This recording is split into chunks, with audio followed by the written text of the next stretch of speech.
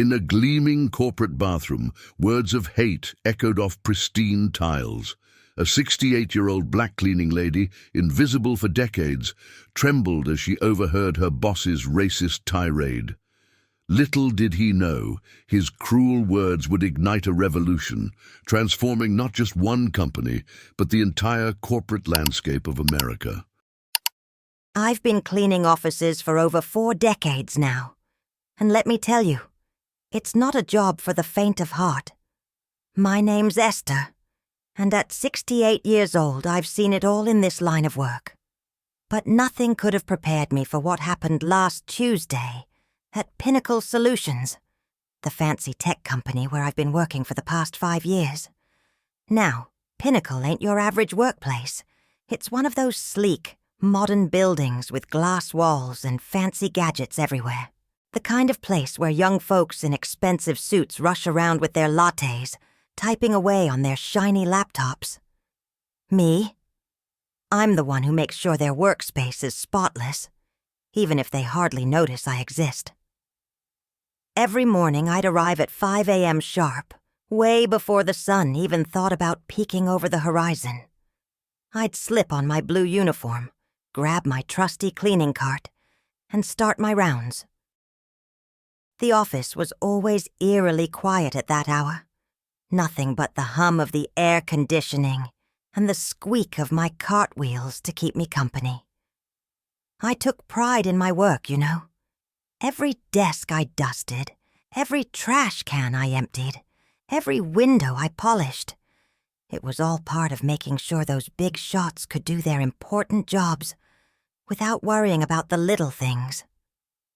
Sure, it wasn't glamorous, but it was honest work, and I did it with all my heart. But let me tell you, it wasn't always easy being the only black face in a sea of white collars. Most days I felt invisible. The employees would walk right past me, eyes glued to their phones. Not even a good morning or a smile. It stung, but I'd learned to brush it off over the years. After all, I wasn't there to make friends. I was there to do a job. There was this one fella, though, who always made my skin crawl. Mr. Thompson, the regional manager. Tall, always dressed in crisp suits that probably cost more than I made in a month. He had this way of looking at me like I was something he'd scraped off the bottom of his fancy Italian shoes.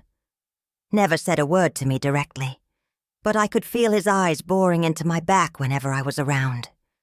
Now, I'm not one to complain or cause trouble.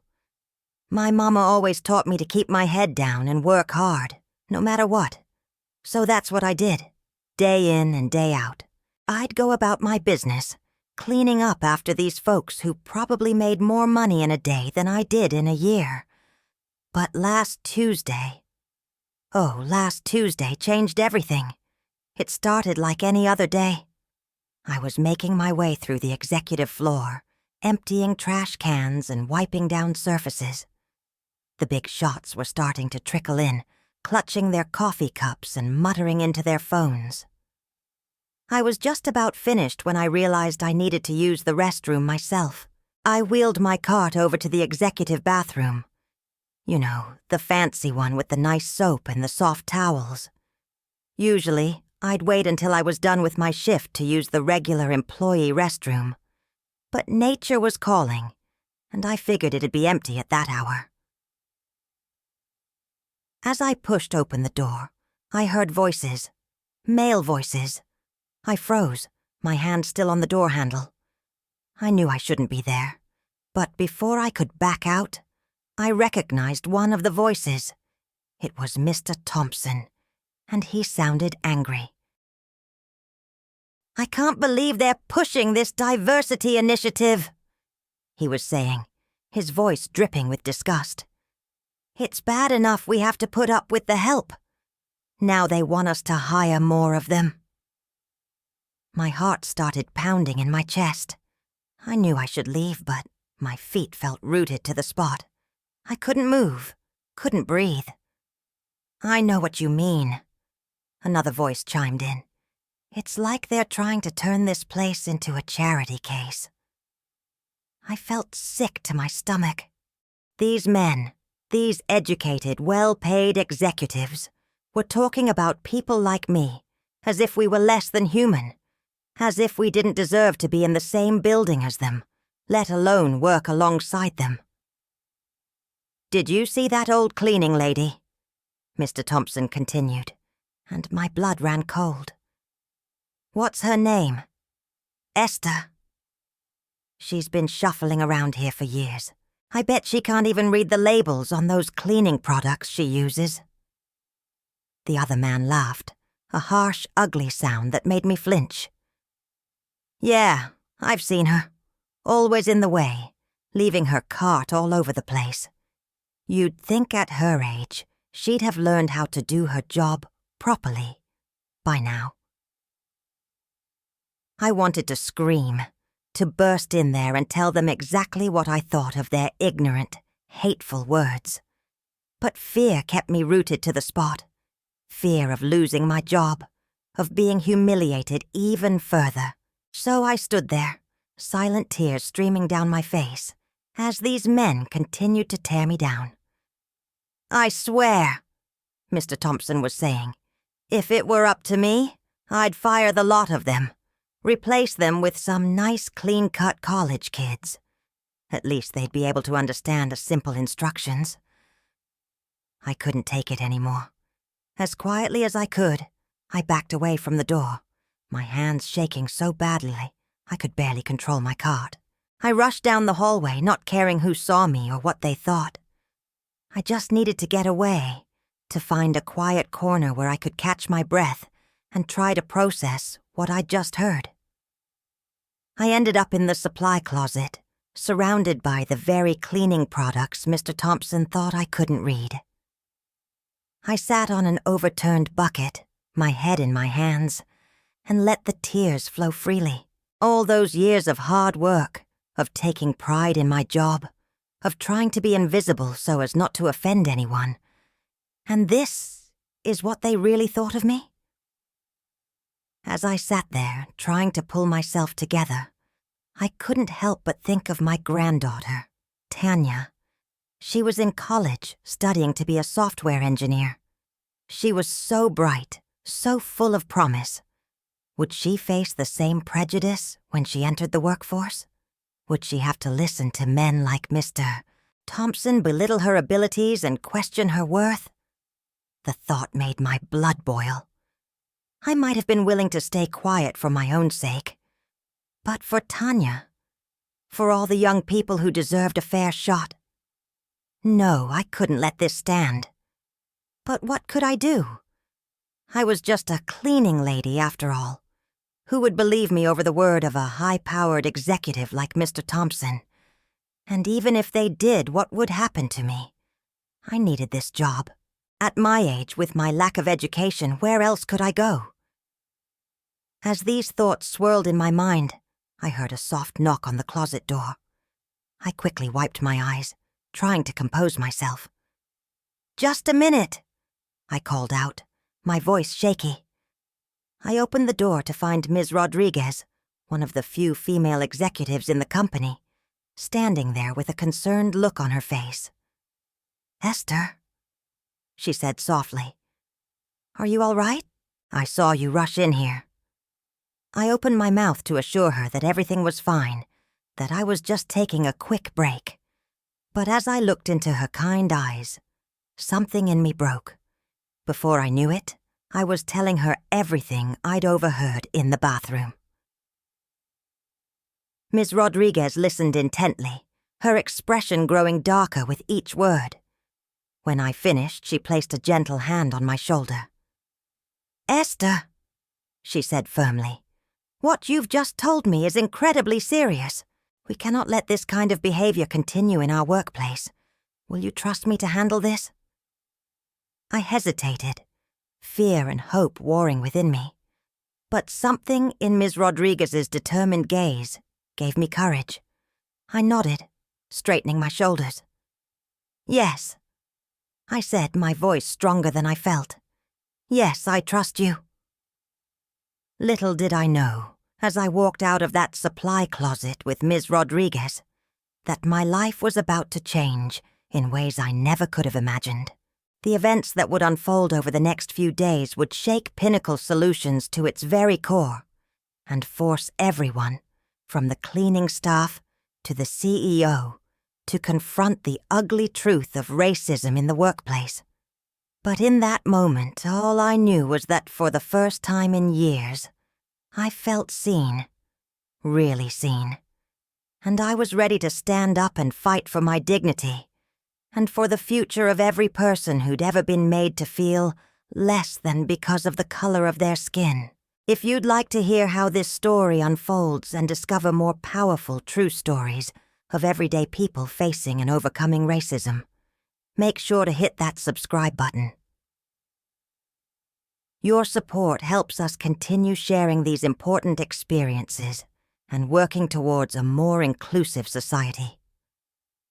Don't miss out on the next chapter of Esther's journey.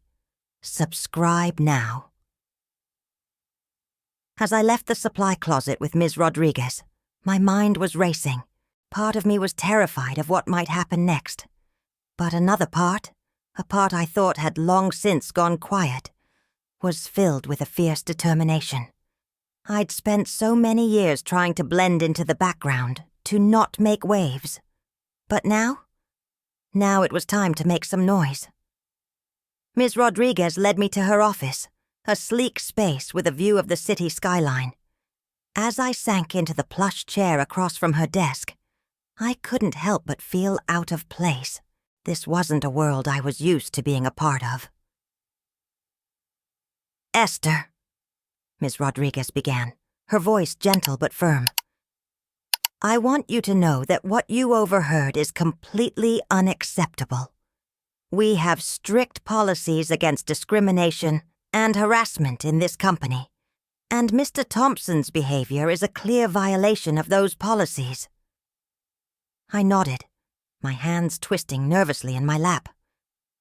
"I appreciate that, Ms. Rodriguez, but what can really be done?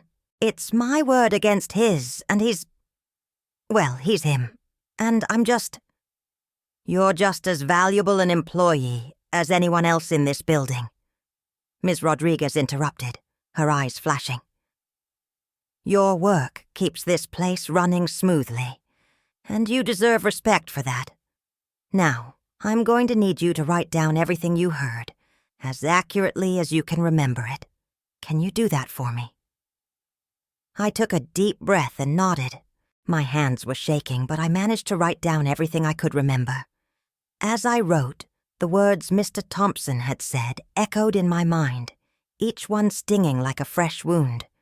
But I pushed through, determined to get it all down. When I finished, Ms. Rodriguez read over my statement carefully. Her face grew more serious with each line. "This is very serious, Esther," she said, looking up at me. "I'm going to take this to HR immediately. We'll need to launch a full investigation." My stomach churned at the thought.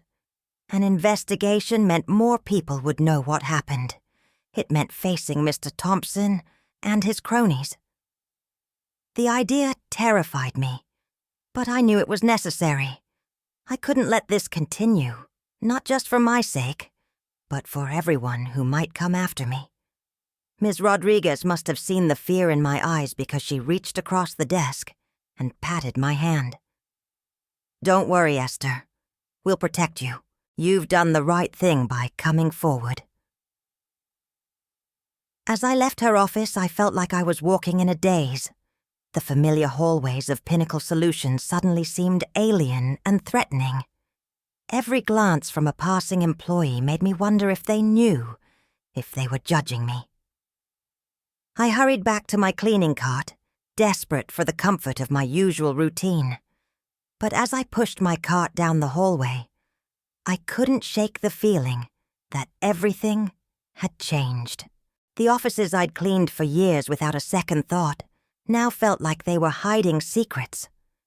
The shiny surfaces and sleek designs seemed to mock me, reminding me of the ugly truth that lurked beneath the polished exterior of this company.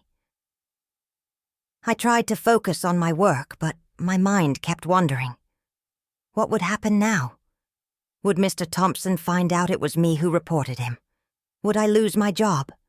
At my age, with my limited education, where else could I go? As these thoughts swirled in my head, I nearly collided with someone coming around the corner. I looked up, an apology on my lips, only to freeze when I realized it was Mr. Thompson himself. He looked down at me, his lip curling in that familiar expression of disgust. "Watch where you're going!" he snapped, brushing past me as if I were nothing more than an inconvenient piece of furniture. I stood there, rooted to the spot, as he strode away. Part of me wanted to call out to him, to confront him about what I'd heard. But fear kept me silent. I watched his retreating back, my hands clenched tightly around the handle of my cart. That moment, brief as it was, crystallized something for me. I realized that no matter what happened with the investigation, no matter what consequences Mr. Thompson faced, his attitude wouldn't change overnight. The racism, the prejudice, it was deeply ingrained. And it wasn't just him. It was a system, a culture that allowed people like him to rise to positions of power, while people like me were treated as invisible. As the day wore on, I tried to keep my head down and focus on my work, but I couldn't shake the feeling that eyes were on me. Every time I entered a room, conversations seemed to stop abruptly. Whispers followed me down the hallways. I told myself I was being paranoid, that there was no way anyone could know about the complaint yet. But the feeling persisted, gnawing at me. By the time my shift ended, I was exhausted, both physically and emotionally. As I changed out of my uniform in the small locker room reserved for the cleaning staff, I overheard the two of my co-workers talking in hushed tones. "Did you hear?" one of them was saying. "HR's launching some kind of investigation, something about discrimination." My heart nearly stopped. How had the news spread so quickly? I finished changing as quickly as I could and hurried out, not wanting to hear any more. As I walked to the bus stop, my mind was in turmoil. Part of me was glad that action was being taken so quickly. But another part was terrified of what might come next. I'd spent so long trying to blend in, to not make waves. Now, I felt like I was at the center of a storm I wasn't sure I was ready to weather. The next few days were a blur of anxiety and uncertainty. I went about my duties as usual, but everything felt different. The weight of what I'd done, of what I'd set in motion, pressed down on me constantly. On Friday morning, just as I was finishing up my shift, Ms. Rodriguez found me. Her face was grave as she asked me to come to her office. My heart pounding, I followed her. Once we were seated, she took a deep breath. "Esther, I wanted to update you on the situation. We've conducted interviews with several employees and, well, it seems your experience wasn't an isolated incident." I felt a mix of vindication and sadness wash over me. On one hand, I was relieved that I wasn't alone, that others had experienced similar treatment. On the other hand, it broke my heart to know that the problem was even more widespread than I'd realized.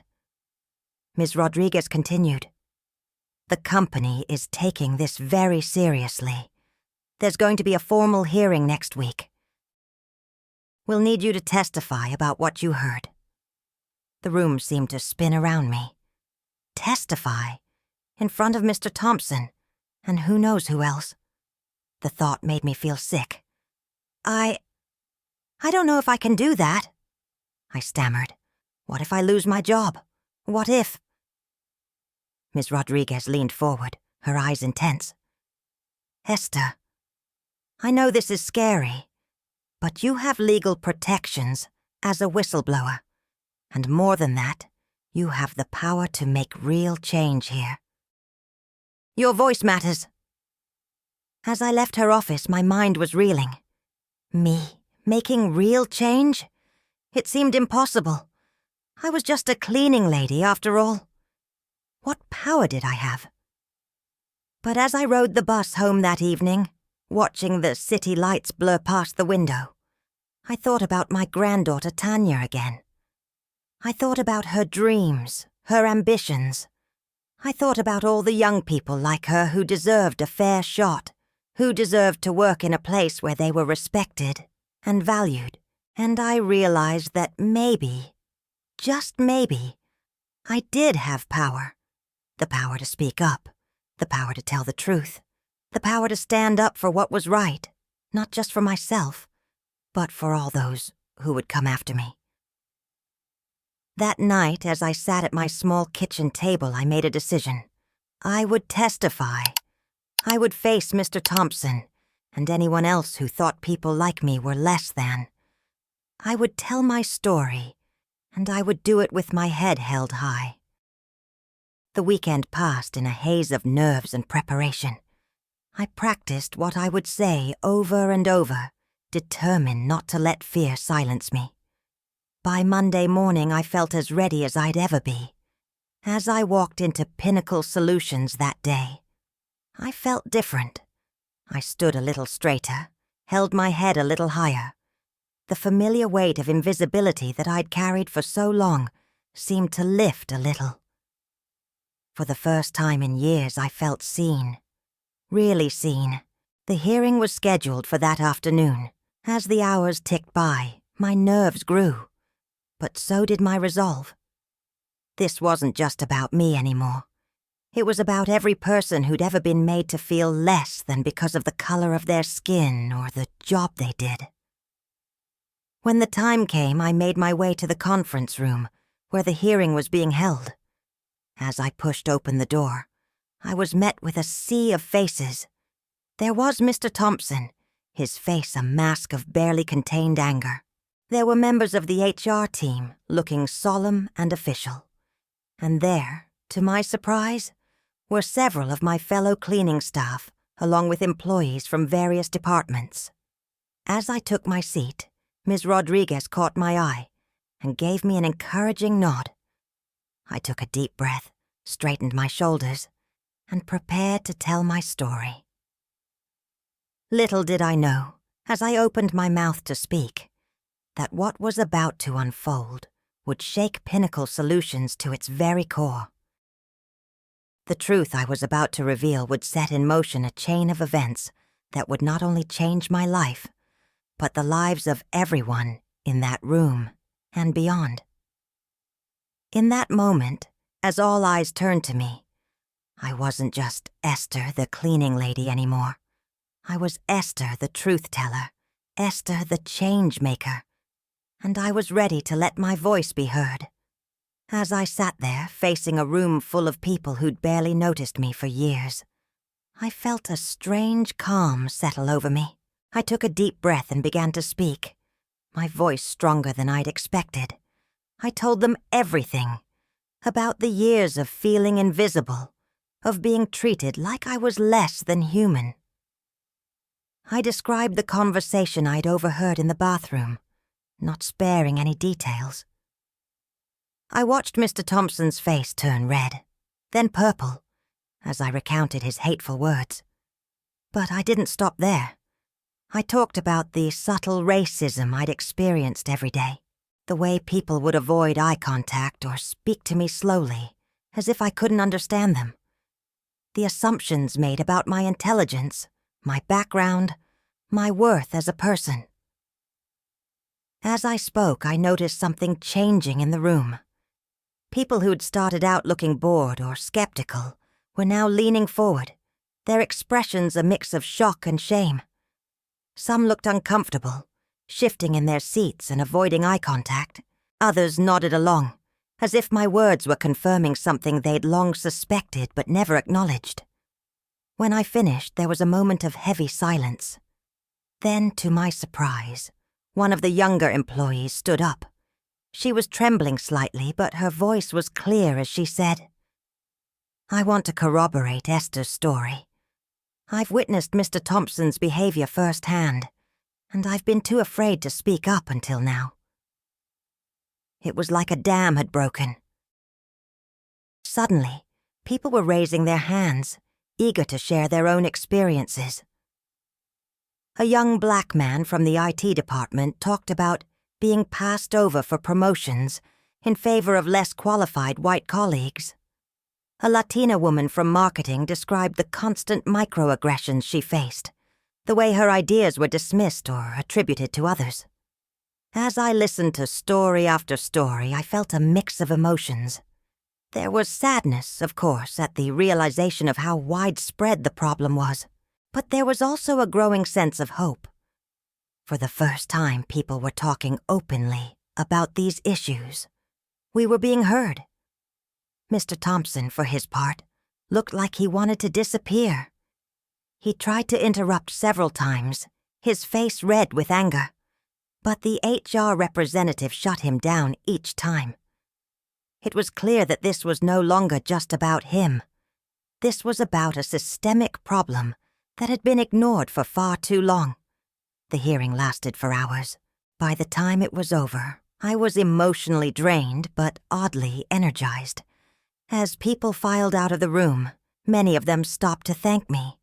Some apologized for not noticing what was happening sooner. Others just squeezed my hand, unable to find the right words. Ms. Rodriguez was the last to leave. She hugged me tightly, whispering, "You did it, Esther. You've started something important here." As I made my way home that evening, I felt like a different person. The weight of silence I'd carried for so long had lifted. I'd found my voice, and I'd used it to speak not just for myself, but for all those who'd been silenced for too long. The next few weeks were a whirlwind. The company launched a full-scale investigation into discriminatory practices. Mr. Thompson was placed on administrative leave, pending the results. HR organized mandatory sensitivity training for all employees, from the CEO down to the newest intern. But the most surprising change was in how people treated me. Suddenly, I wasn't invisible anymore. Employees I'd cleaned up after for years were stopping to chat with me, asking about my day, my family. Some even apologized for their past behavior, admitting they'd never really thought about the impact of their actions before. It wasn't all smooth sailing, of course. There were still those who resented the changes, who muttered under their breath about political correctness gone mad. I overheard more than one person complaining that they had to walk on eggshells now. But for every negative comment, there seemed to be two positive ones. About a month after the hearing, I was called into the CEO's office. My heart was pounding as I knocked on the door, unsure of what to expect. The CEO, a man I'd only ever seen from afar, greeted me warmly and asked me to sit down. "Esther," he said, his tone serious, "I want to thank you for your bravery in coming forward. You've opened our eyes to problems we should have addressed long ago." I nodded, not trusting myself to speak. "We've made some decisions based on the investigation," he continued. "Mr. Thompson has been terminated, effective immediately. We're also implementing new policies to promote diversity and inclusion at all levels of the company." I felt a wave of relief wash over me. It was more than I dared to hope for. But the CEO wasn't finished. "We also want to offer you a new position," he said. "We're creating a diversity and inclusion advisory board, and we'd like you to be a part of it. Your perspective would be invaluable." I was stunned. Me on an advisory board? It seemed impossible. But as the CEO explained the role, how I'd be involved in shaping company policies, mentoring younger employees, and ensuring that voices like mine were heard. I felt a spark of excitement. I don't know what to say, I stammered. I'm honored, but I'm not sure I'm qualified. The CEO smiled. Esther, you're more than qualified. You have years of experience and insight that we desperately need. We'll provide any training you might need, but your lived experience is what's most valuable to us right now. As I left his office, my head was spinning. I, Esther Johnson, the woman who'd spent decades cleaning up after others, was now being asked to help clean up the company's culture. It was a responsibility that both thrilled and terrified me. That night, as I sat in my small apartment, I thought about how much had changed in just a few short weeks. I thought about my granddaughter Tanya, about how the world she'd enter after college might be just a little bit better because of what had happened. I picked up the phone and called her, my heart full of emotion. When she answered, I could barely get the words out. "Tanya, baby," I said, my voice choked with tears. "I've got a story to tell you, and I think it might just give you hope." As I recounted everything that had happened, from the overheard conversation to the hearing to my new position, Tanya listened in stunned silence. When I finished, she was quiet for a moment before saying, "Grandma, you're my hero. You've always been my hero, but now the whole world's gonna know how amazing you are." Her words filled me with a warmth I'd never felt before. For the first time in my life, I felt truly seen, truly valued. Not just as a cleaning lady, not just as a grandmother, but as a person with something important to contribute to the world. The next day, as I walked into Pinnacle Solutions, I held my head high. I wasn't there to clean anymore, though I'd always respect the hard work of those who did. I was there to make a difference, to ensure that no one else would have to endure what I had. As I stepped into the elevator, a young woman I recognized from the marketing department smiled at me. "Good morning, Ms. Johnson," she said warmly. "I'm looking forward to your presentation at the board meeting later." I smiled back, feeling a surge of confidence. "Good morning," I replied. "And please, call me Esther. We're all in this together now." As the elevator doors closed, I caught a glimpse of my reflection in the shiny metal. The woman looking back at me wasn't just a cleaning lady anymore. She was a leader, a change maker, a voice for the voiceless. And as we began our ascent, I knew that this was just the beginning. There was still so much work to be done, so many minds to change, so many systems to overhaul. But for the first time in my life, I truly believed that change was possible. Because if an old cleaning lady like me could shake things up, imagine what we could all do together. The months that followed were a whirlwind of activity. My new role on the Diversity and Inclusion Advisory Board opened my eyes to aspects of the corporate world I'd never imagined. I found myself in meetings with executives, sharing my experiences and insights. At first, it was intimidating.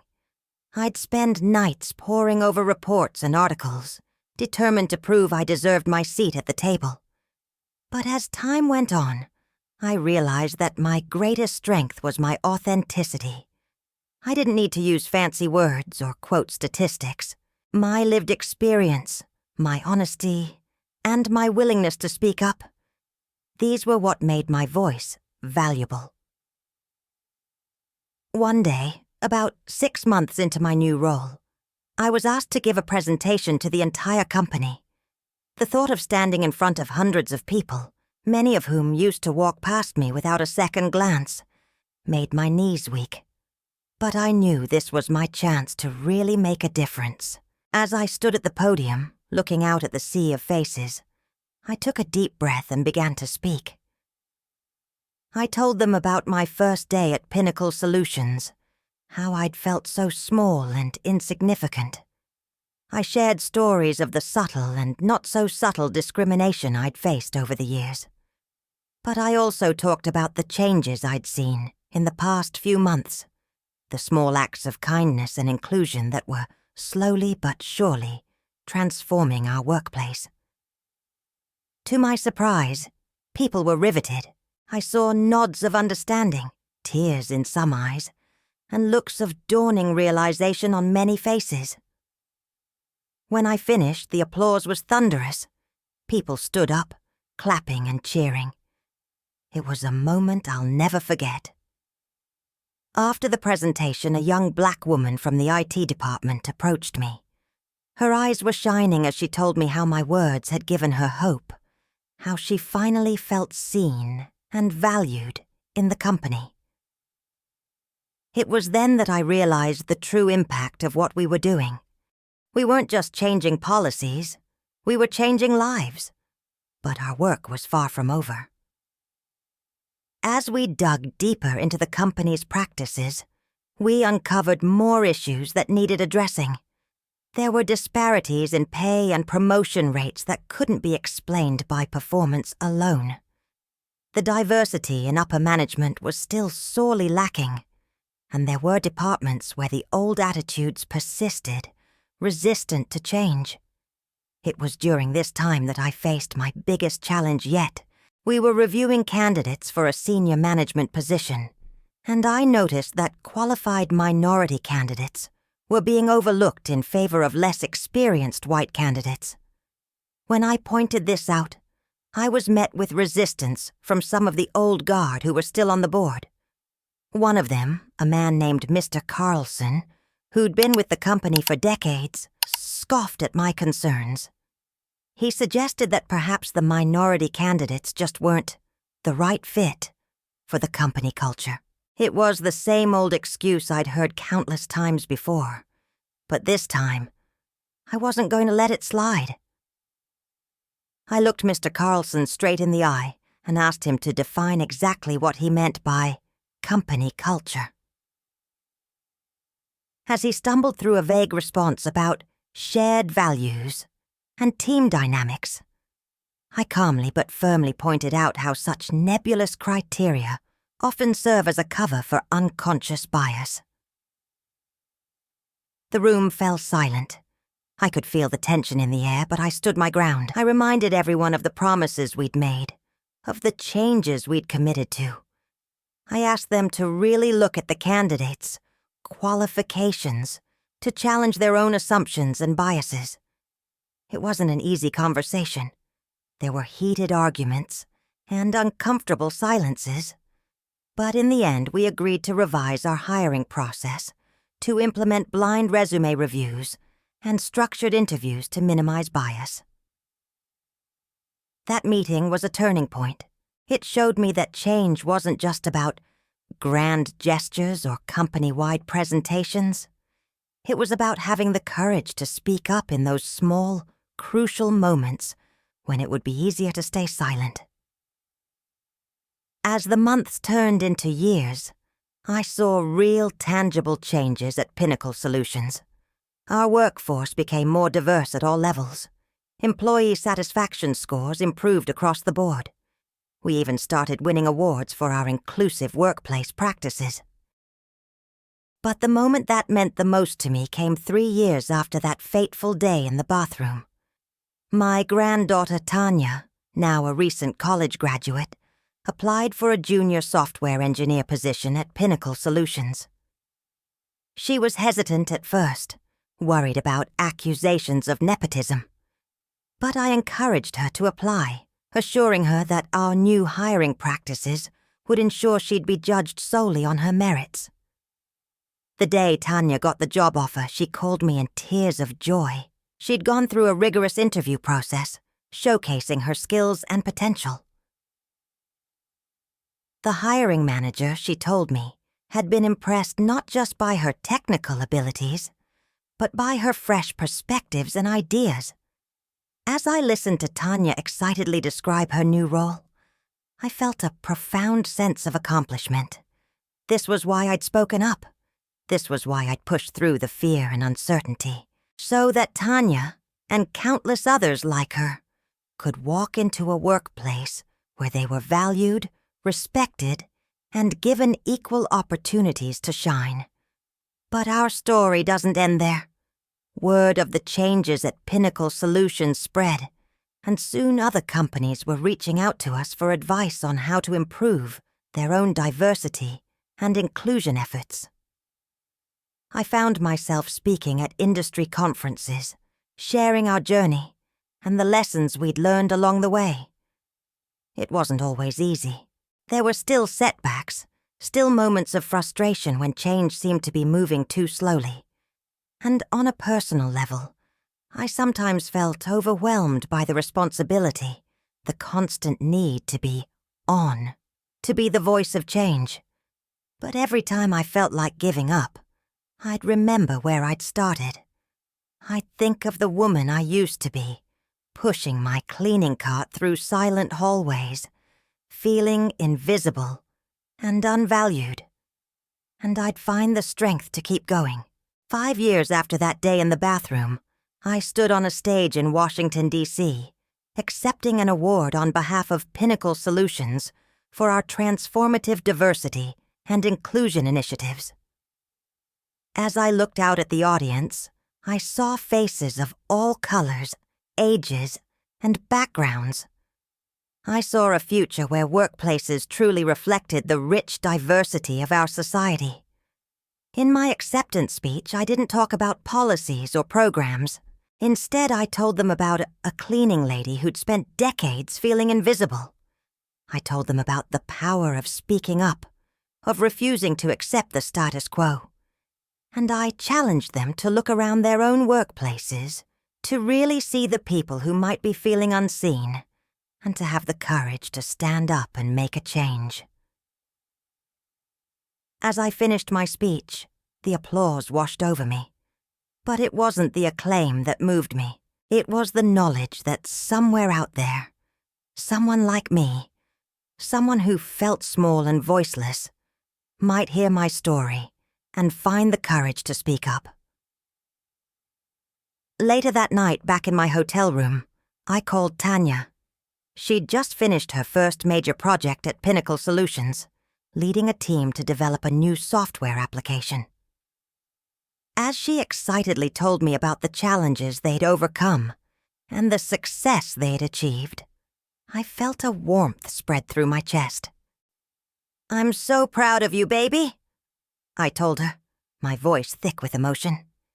"You know, there was a time when I couldn't have imagined someone like us having these opportunities." Tanya was quiet for a moment. Then she said, "Grandma, do you know what one of my team members told me today? She said that knowing your story, knowing what you did to change things at Pinnacle, it inspired her to push harder, to aim higher. You're changing lives, Grandma. Not just mine, but so many others." As I hung up the phone, I walked to the window of my hotel room. The city lights twinkled below, a tapestry of countless lives and stories. I thought about my own journey, from a cleaning lady who felt invisible to a change maker whose voice was being heard across the industry. But more than that, I thought about all the voices yet to be heard, all the changes yet to be made. Our work was far from over. There were still so many workplaces where discrimination festered, so many people who felt unseen and unvalued. As I stood there, looking out at the city, I made a silent promise. A promise to keep speaking up, to keep pushing for change. Not just at Pinnacle Solutions, but everywhere I could make my voice heard, because I now knew the power of a single voice, the ripple effect that one person's courage could have. I thought of that day in the bathroom, of the fear and anger I'd felt hearing those hateful words. I never could have imagined then where that moment would lead. But standing here now, I was grateful. Grateful for the strength I'd found, for the changes we'd made, and for the hope we'd created. As I turned away from the window, I caught my reflection in the mirror. The woman looking back at me wasn't just Esther the cleaning lady anymore. She was Esther the changemaker, Esther the voice for the voiceless, Esther the beacon of hope. And as I smiled at my reflection, I knew that this was still just the beginning. There was more work to be done, more voices to be amplified, more changes to be made. But now, I was ready to face whatever challenges came next, ready to keep pushing for a world where everyone, no matter their job or the color of their skin, could feel seen, valued, and respected. Because that's the power of speaking up. That's the power of refusing to be invisible. That's the power of one voice, raised against injustice, echoing forward to create a better future for us all. As the years rolled on, my journey continued to unfold in ways I never could have imagined.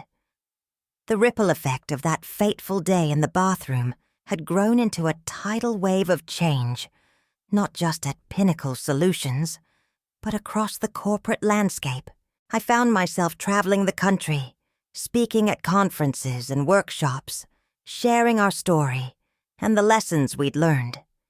It was surreal, standing in front of rooms full of executives and HR professionals, all eager to hear from the former cleaning lady who'd sparked a revolution in workplace culture. But it wasn't all smooth sailing. With increased visibility came increased scrutiny.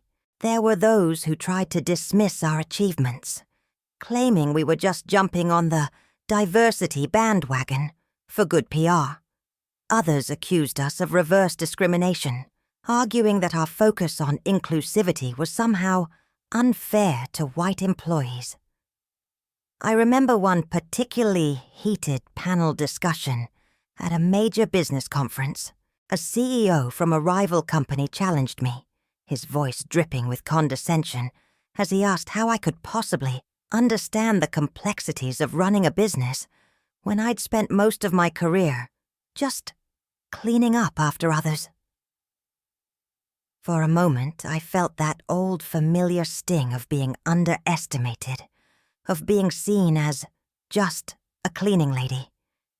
But then I took a deep breath, straightened my shoulders, and looked him square in the eye. I told him about the years I'd spent observing the inner workings of corporate America from the shadows, how I'd seen the wasteful practices, the inefficiencies, the human cost of poor management decisions. I spoke about the unique perspective that comes from being invisible, from seeing people when they think no one is watching. Then I challenged him to consider how much talent and potential his company might be wasting by overlooking people like me. By the time I finished, the room was silent. The CEO who'd tried to belittle me couldn't meet my gaze. That moment was a turning point. It made me realize that my experience as a cleaning lady wasn't something to be ashamed of or to try to hide. It was my superpower, my unique lens through which I could view and change the corporate world. Back at Pinnacle Solutions, we continued to push the boundaries of what an inclusive workplace could look like. We implemented mentorship programs that paired senior executives with employees from underrepresented groups. We revamped our recruitment processes, reaching out to communities and schools that had traditionally been overlooked. One of our most successful initiatives was a program that provided education and training opportunities for our custodial and maintenance staff. It was my pet project, born from my own experiences of feeling stuck and undervalued. I'll never forget the day Maria, one of our longtime custodians, came to my office with tears in her eyes. She'd just completed a coding boot camp through our program and had been offered a junior developer position in our IT department. As she hugged me, thanking me for the opportunity, I felt a profound sense of coming full circle. But perhaps the most significant change was in the day-to-day culture of the company. Walking through the offices now, I saw a vibrant, diverse workforce. People from all backgrounds were collaborating, their different perspectives leading to innovative solutions and ideas. The transformation wasn't just visible, it was measurable. Our employee satisfaction scores were at an all-time high. Our turnover rate had plummeted. And our bottom line? It was healthier than ever, proving that diversity and inclusion weren't just moral imperatives, but smart business decisions. As my 10th anniversary at Pinnacle Solutions approached, the company decided to throw a celebration. I tried to protest, feeling uncomfortable with all the attention, but they insisted. "You've changed the face of this company, Esther," the CEO told me. "We want to honor that."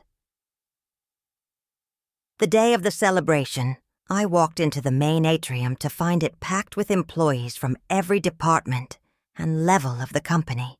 As I made my way through the crowd, people stopped to shake my hand, to share stories of how the changes we'd implemented had impacted their lives.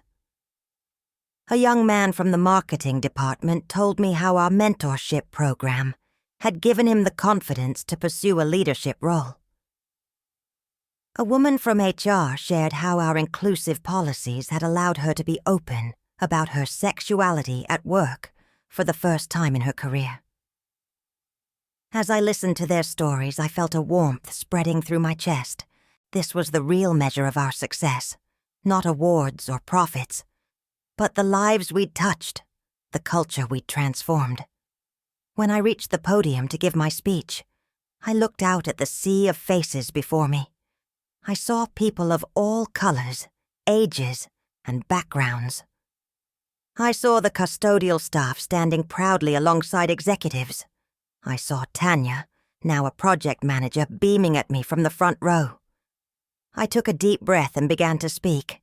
I told them about the day I'd overheard that conversation in the bathroom, how scared and angry I'd felt. I shared how close I'd come to staying silent, to accepting that this was just the way things were. But then I told them about the moment I'd decided to speak up, to fight not just for myself, but for everyone who'd ever felt invisible or undervalued. I talked about the challenges we'd faced, the resistance we'd encountered, and the victories we'd achieved together. As I spoke, I could see heads nodding, eyes glistening with tears. I realized that my story had become their story too. We had all been part of this journey, this transformation. I ended my speech by challenging everyone in the room. "Our work isn't done," I told them. There are still so many workplaces out there where people feel unseen, unheard, undervalued. It's up to all of us to keep pushing for change, to keep speaking up, to keep making space for every voice to be heard. The applause that followed was deafening. As people rose to their feet, cheering and clapping, I felt overwhelmed by the magnitude of what we'd accomplished. From that small act of courage in a bathroom a decade ago, we'd sparked a movement that had transformed not just our company, but the lives of thousands of people. After the celebration, as the crowd was dispersing, I found myself face to face with Mr. Thompson. He'd left the company years ago, but had been invited back for the event. For a moment, we just looked at each other, the weight of our shared history hanging between us. Then, to my surprise, he extended his hand. "Ms. Johnson," he said, his voice gruff but sincere, "I owe you an apology. What I said that day, it was inexcusable. But what you've done here, the changes you've made, it's remarkable. You've opened my eyes, and I thank you for that." As I shook his hand, I felt the last vestiges of anger and hurt I'd been carrying melt away. This, I realized, was the true power of speaking up, of pushing for change. It wasn't just about punishing those who'd done wrong, but about creating opportunities for growth and understanding. Later that night, as I sat in my office looking out over the city, I reflected on the journey that had brought me here. From a cleaning lady who felt invisible to a change-maker whose voice was reshaping the corporate world. It was a path I never could have imagined, but one I was profoundly grateful for. I thought about all the people who'd been part of this journey. Miss Rodriguez, who'd first encouraged me to speak up. Tanya, whose future had been a constant motivation. Maria and all the others whose lives had been changed by our initiatives. And yes, even Mr. Thompson, whose ignorance had sparked this whole transformation. As I sat there, I realized that my work wasn't done. There were still so many workplaces out there that needed to change, so many voices that needed to be amplified. But now I had the platform, the experience, and the support to make an even bigger impact. I pulled out a notepad and began to jot down ideas for our next initiatives. A nationwide mentorship program for underrepresented groups in corporate America. A consulting arm to help other companies implement effective diversity and inclusion strategies. A foundation to provide educational opportunities for custodial and maintenance workers across the country. As the ideas flowed, I felt a renewed sense of purpose and energy. This was my calling, my mission, to keep pushing for change, to keep fighting for those who felt unseen and unheard, to keep working towards a corporate world where everyone had the opportunity to thrive. I glanced at the clock and realized it was well past midnight. As I gathered my things to head home, I caught my reflection in the window. The woman looking back at me had come so far from the scared cleaning lady in that bathroom 10 years ago. She was stronger, wiser, more determined than ever. But at her core, she was still Esther, the woman who believed in the power of speaking up, who refused to accept injustice, who knew that one voice could spark a revolution. As I turned off the lights and closed the door to my office, I smiled to myself. Tomorrow was a new day, full of new challenges and opportunities, and I was ready for them all. Because now I knew, without a doubt, that change was possible. That one voice could make a difference. That no one, no matter their job or background, was ever truly invisible. And as long as I had breath in my body, I would keep fighting to make sure that truth was heard, loud and clear, in every corner of the corporate world. As the years rolled on, my work at Pinnacle Solutions and beyond continued to evolve. The initiatives we'd started had taken root, not just within our company, but across the corporate landscape. Our success story had become a case study in business schools, and I found myself invited to speak at prestigious universities and global conferences. But with success came new challenges. As our message spread, we faced pushback from those resistant to change. Some companies, fearing legal repercussions or negative publicity, implemented surface-level diversity programs without addressing the deeper cultural issues. It was disheartening to see our mission reduced to a box-ticking exercise in some places. I remember one particularly frustrating meeting with the CEO of a major tech company.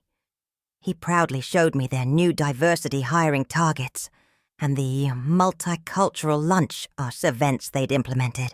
When I pressed him on issues of pay equity and promotion practices, he grew defensive, insisting they were doing enough.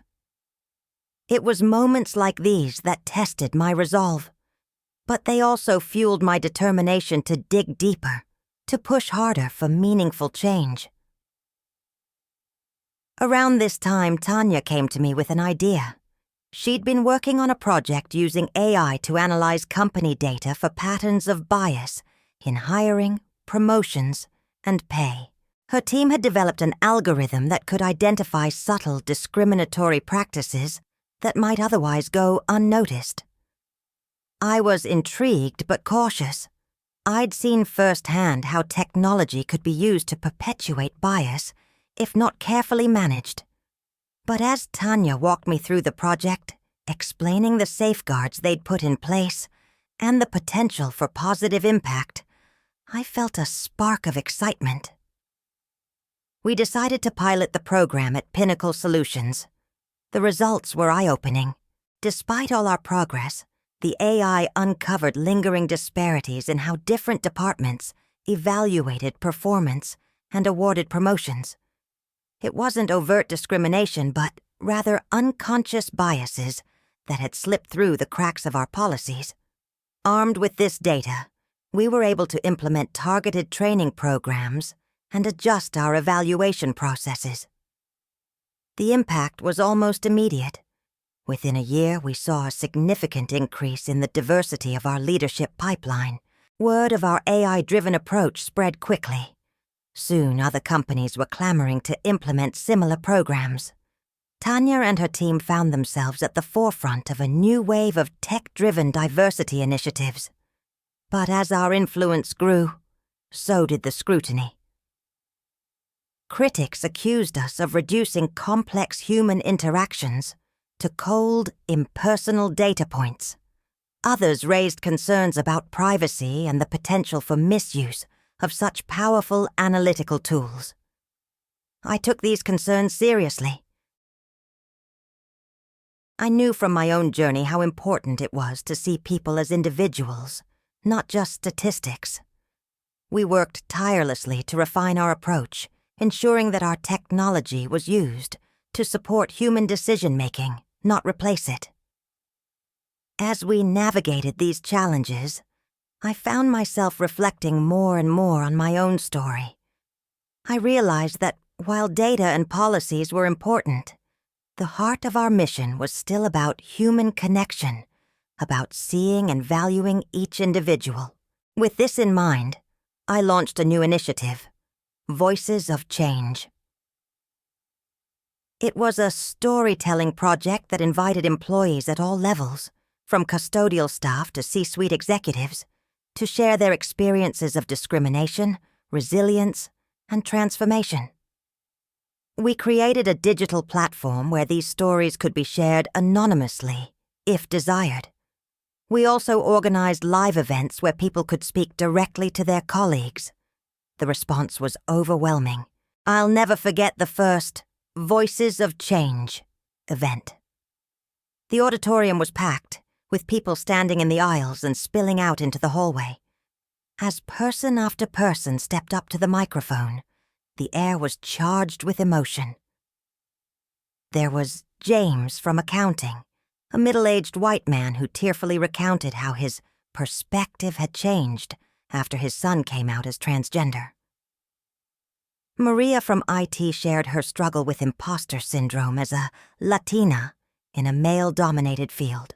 And Sam from facilities management opened up about the microaggressions he faced as a Muslim in post-9/11 America. As I listened to these stories, I was struck by the courage of each speaker, by the power of vulnerability to create understanding and empathy. I saw people who had never spoken to each other before, embracing, saw longtime colleagues looking at each other with new eyes.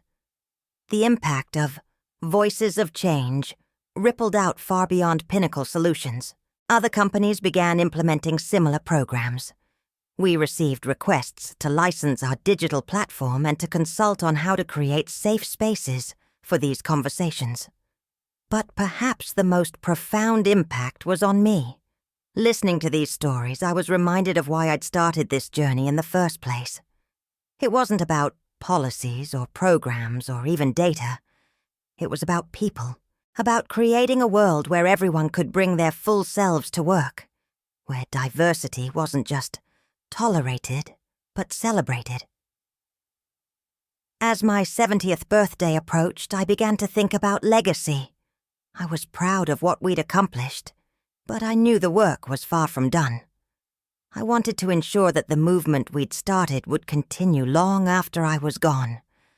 That's when the idea for the Esther Johnson Foundation was born.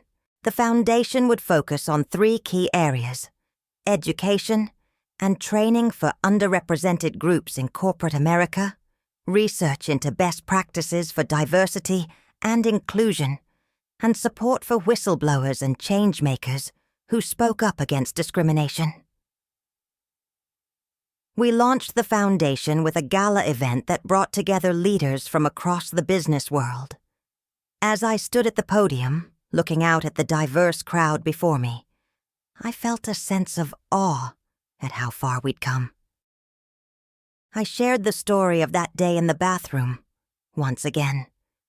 But this time, I focused on what came after.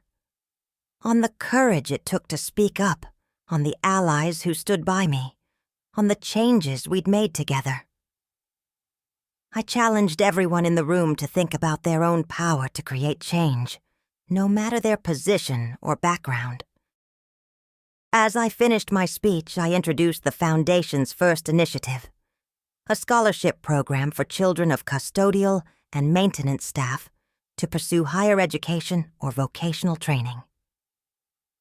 It was my way of honoring where I'd come from, of ensuring that others would have the opportunities I'd fought so hard for. The response was overwhelming.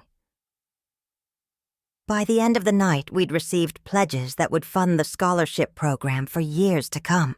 But more than that, I saw a renewed commitment in the eyes of those present, a determination to continue the work we'd started. In the weeks and months that followed, I began to step back from the day-to-day operations at Pinnacle Solutions, focusing more on my work with the Foundation. It wasn't easy to let go, but I knew it was time to pass the torch to the next generation of leaders we'd nurtured. Tanya took on a larger role, heading up our tech-driven initiatives. Maria, the former custodian turned developer, became a key player in our education and training programs, and a diverse team of young leaders, many of whom had come up through our mentorship programs, stepped into executive roles. As I watched them work, I felt a profound sense of pride and hope. These were people who understood the value of diversity not as a buzzword or a quota to be filled, but as a fundamental strength. They were committed to creating workplaces where everyone could thrive, regardless of their background or position. On my last day at Pinnacle Solutions, the entire company gathered to say goodbye.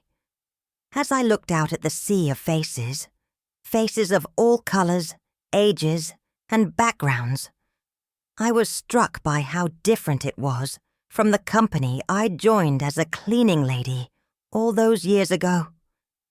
I saw tears in many eyes, but also determination. These weren't people who would backslide into old habits once I was gone. They were the torchbearers, the ones who would carry our mission forward and push it to new heights. As I left the building for the last time, I paused in front of the bathroom where it had all started. So much had changed since that day, both in the world around me and within myself. I was no longer the invisible cleaning lady, afraid to speak up. I was Esther Johnson, changemaker, foundation leader, inspiration to many. But at my core, I was still that woman who believed in the power of one voice to make a difference, who knew that no one, no matter their job or background, was ever truly invisible, who understood that real change comes not just from policies and programs, but from human connection, empathy, and courage. As I stepped out into the bright sunlight, I felt a sense of peace wash over me. The work wasn't done. It might never be done, but we'd started something powerful, something that would continue to grow and evolve long after I was gone. And as I looked towards the future, I knew that somewhere out there, another voice was getting ready to speak up. Another change was about to begin. And the world would be better for it, because that's the power of speaking up. That's the power of refusing to be invisible. That's the power of one voice raised against injustice, echoing forward to create a better future for us all. And as long as there are people willing to raise their voices, to stand up for what's right, to see the humanity in every person they encounter, well then there's hope. Hope for a world where every workplace, every community, every corner of society is truly inclusive. A world where no one feels invisible or voiceless. A world we can all be proud to leave to future generations. That's the world I fought for. That's the world I believe in. And that's the world I know, with all my heart, we can create together.